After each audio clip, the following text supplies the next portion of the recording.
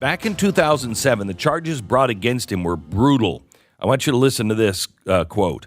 The FBI and the U.S. Attorney's Office determined that from 2001 to September 2007, Epstein has conspired to persuade minors to engage in prostitution, conspired to transport minors across state lines for the purpose of illicit sexual conduct, and recruited a minor across state lines to engage in a commercial sex act.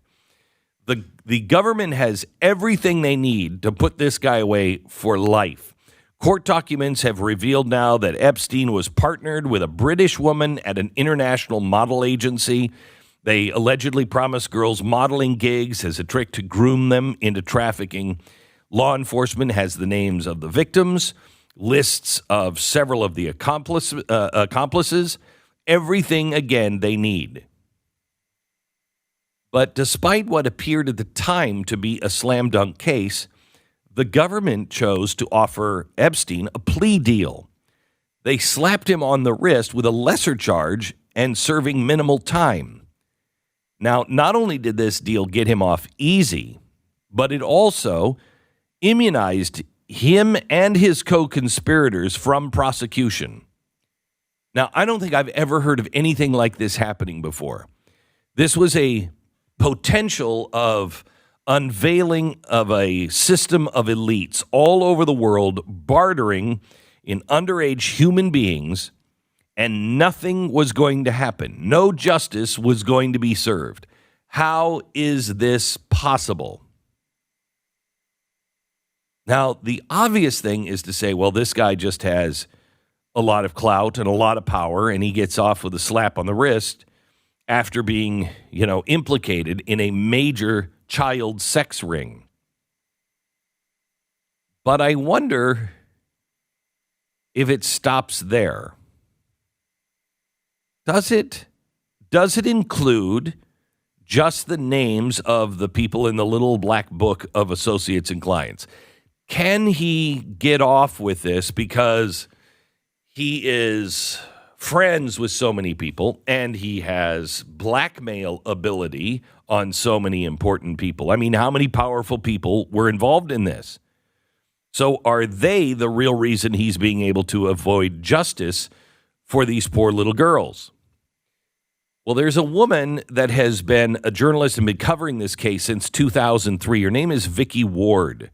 She wrote an article this week that mentions something that I think might be explosive enough to blow up a good portion of our system.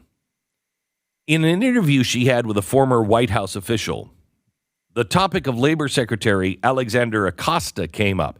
Now, Acosta was the U.S. attorney in Miami that offered Epstein that ridiculous plea deal.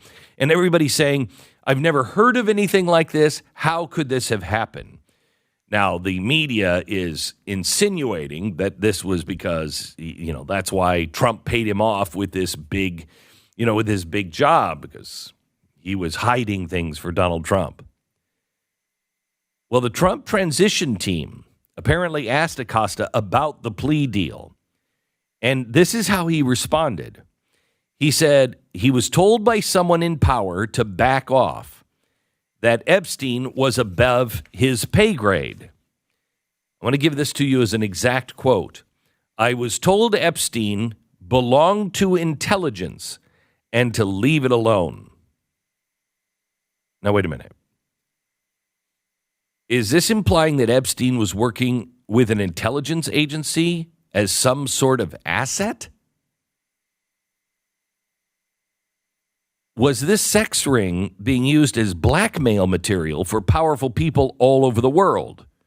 Is somebody in the government using and protecting someone like Jeffrey Epstein, using these girls to gain power over very powerful people all over the world?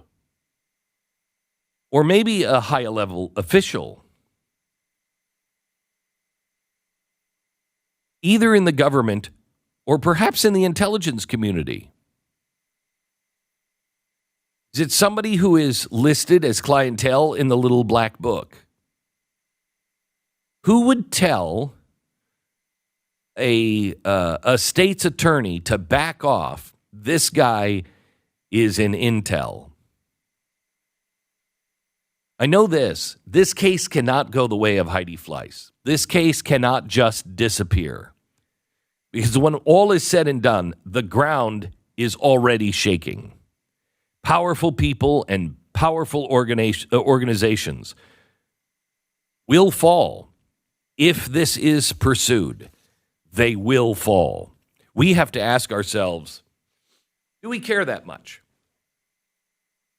Are our politics more important than these kids that have been put in peril and been preyed upon and been used as sex toys? Where are our real priorities? And what does it mean? We all know that our government is very dirty. We all know that there are predators in our government. We know that. So now the question is, now we have the guy who has the decoder ring. What is it we're going to do about it?